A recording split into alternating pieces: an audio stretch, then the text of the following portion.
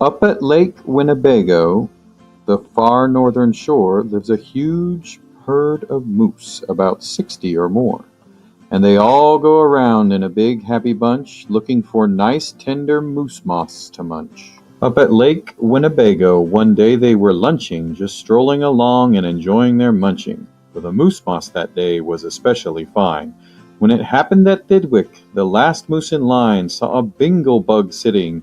The bug called out, "Hey, it's such a long road and it's such a hot day. Would you mind if I rode on your horns for a way?" "Of course not," smiled Thidwick, the big-hearted moose. "I'm happy my antlers can be of some use.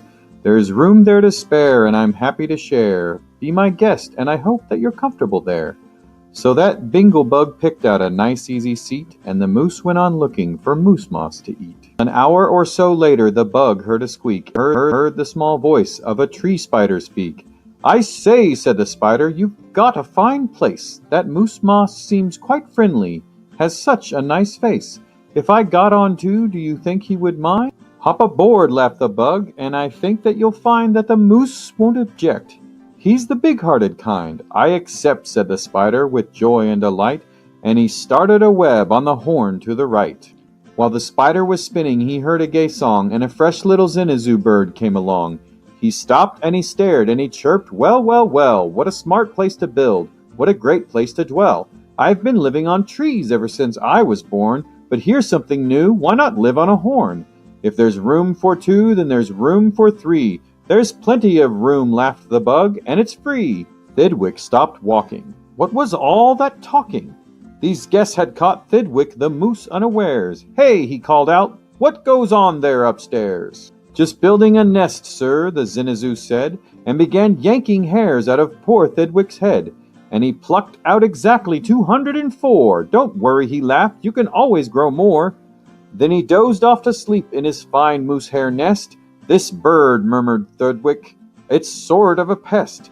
But I'm a good sport, so I'll just let him rest. For a host above all must be nice to his guest. Besides, now it's getting quite late in the day, and surely tomorrow they'll all go away."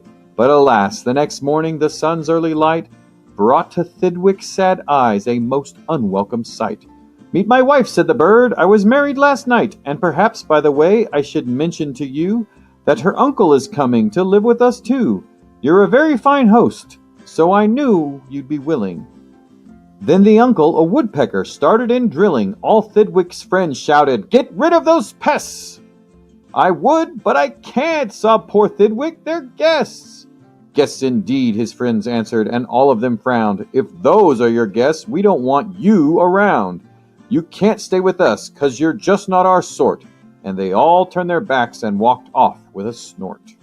Now the big friendless moose walked alone and forlorn, with 4 great big woodpecker holes in his horn. "What holes?" whispered Herman, a squirrel who spied 'em. "What holes to hide nuts in? Mind if I tried 'em?" "They're yours," called the woodpecker. "Go right inside 'em. The big-hearted moose runs a public hotel. Bring your nuts, bring your wife, bring your children as well." So the whole squirrel family all jumped on pell-mell. And the very next thing the poor animal knew, a bobcat and turtle were living there too. Now what was the big-hearted moose going to do? Well, what would you do if it happened to you?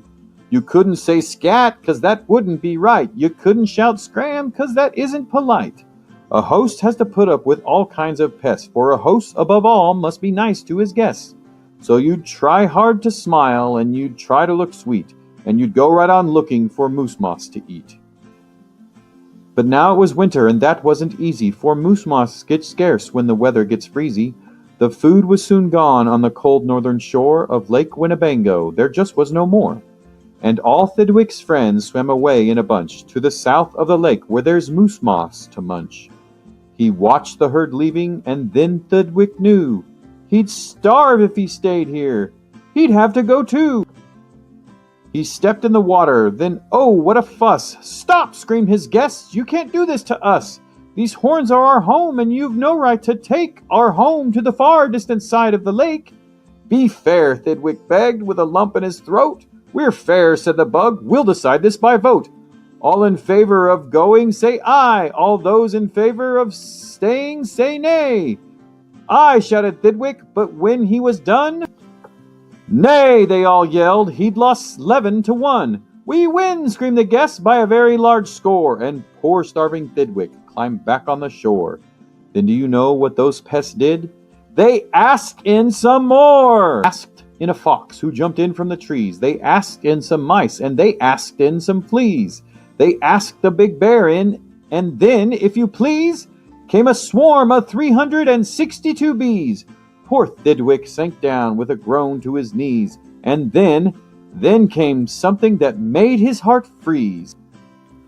Bullets came zinging right past Thidwick's face. Guns were banging all over the place. Get that moose, Thidwick heard a voice call.